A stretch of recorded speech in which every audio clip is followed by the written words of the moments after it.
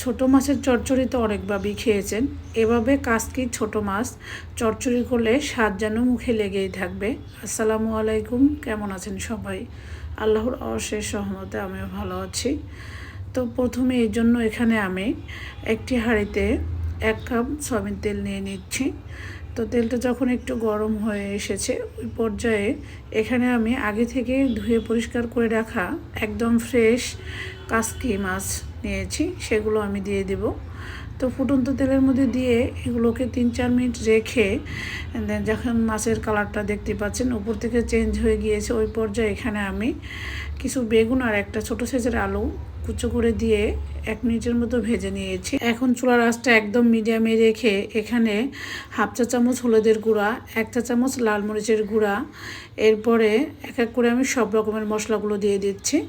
1/2 teaspoon ধনিয়া গুঁড়া, এরপর দিয়ে দিচ্ছি স্বাদ মতো লবণ, এরপর দিয়ে দেব আদা রসুনের পেস্ট। তো চাইলে আপনারা মাছটা আগে থেকে সব রকমের মশলা দিয়ে ম্যারিনেট করে কাসকি মাছটা এইভাবে তেলে দিয়ে ভেজে নিতে পারেন।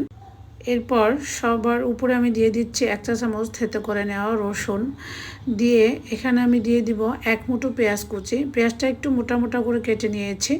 এরপর দিয়ে দিব 1টি টমেটো লম্বা স্লাইস করে কেটে রেখেছি আর বিচিটা ফেলে দিয়েছি। আর 4-5টা কাঁচামরিচ মাঝখান দিয়ে ফেলে ঝালের জন্য ছোটো ছোটো টুকরো করে দিয়ে আবারও হাই হিটে 2-3 মিনিটের মতো পাশের সবজিটাকে আমি ভেজে নিচ্ছি। এরপরে এক পাশে যে আমি কাসকি মাছগুলো দিয়েছি সেগুলো উল্টে পাল্টে দিচ্ছি। মাছগুলো কিন্তু এক সাইড একদম ভালোভাবে ফ্রাই হয়েছে এবং এই অবস্থায় খুব সুন্দর একটি সুঘ্রাণ বেরিয়েছে। মানে মাছটা মূলত এইভাবে ভুনা করার উদ্দেশ্য হচ্ছে একটাই, মানে কাসকি মাছটাকে আমি ভালো করে ফ্রাই করে নিব। এতে করে এই কাসকি মাছ থেকে খুব সুন্দর একটি ফ্লেভার আসে। আলতো হাতে আমি উল্টে পাল্টে দিয়ে এরপরে ঢাকনা দিয়ে ঢেকে আবারও মিডিয়াম আঁচে আমি রান্না করব আরও 3-4 মিনিটের মতো। এই মাছ এবং সবজিগুলো একদম আমি মিডিয়াম আঁচে মানে ধৈর্য ধরে উল্টে পাল্টে একদম ভাজা ভাজা করে কষিয়ে নিব। এই তো দেখতে পাচ্ছেন সবজি মাছ সব কিছু কিন্তু অনেকটাই ভাজা ভাজা হয়ে এসেছে। এই পর্যায়ে আমি আবারও আলতো হাতে একটু কাঁটা চামচ দিয়ে নেড়ে চেড়ে দিচ্ছি। এভাবে যে কোনো ছোটো মাছ চচ্চড়ি করলে সেই চচ্চড়ি থেকে খুব সুন্দর একটি ফ্লেভার আসে, খেতেও ভালো লাগে।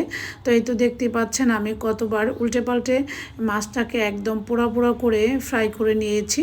এরপর লাস্ট পর্যায়ে আমি সবজিগুলো যেহেতু 80% সেদ্ধ হয়েছে, মানে পারফেক্ট সেদ্ধ হওয়ার জন্য 1/2 কাপের মতো পানি দিয়েছি, দিয়ে আবার একটু নেড়ে চেড়ে দিয়ে ঢাকনা দিয়ে ঢেকে চুলার আঁচ মিডিয়ামে রেখে সবজিগুলো 100% সেদ্ধ হওয়া পর্যন্ত রান্না করব। এই তো দেখতে পাচ্ছেন আমি আবারও ঢাকনা দিয়ে 3-4 মিনিট রান্না করেছি। এরপর ঢাকনা তুলে আমি লাস্ট পর্যায়ে এখানে ধনিয়া পাতা কুচি দিয়ে দিচ্ছি। এরপর আবারও আলতো হাতে উল্টে পাল্টে দিয়ে মানে 5 মিনিটের মতো একদম মিডিয়াম আঁচে রেখে পানিটাকে শুকিয়ে নিয়েছি। দেখতে পাচ্ছেন পানিটা শুকিয়ে তেলটা ভেসে উঠেছে, একদম পুরো একটা ফ্লেভার এসেছে। খেতেও কিন্তু অনেক বেশি টেস্টি ছিল। মানে আমার নাক ছিটকানো বড় ছেলেটাও এটা খুবই মজা করে খেয়েছে। যে কখনো মাছের ঘ্রাণ নিতে পারে না সেই রেসিপিটা এতটাই পছন্দ করেছে।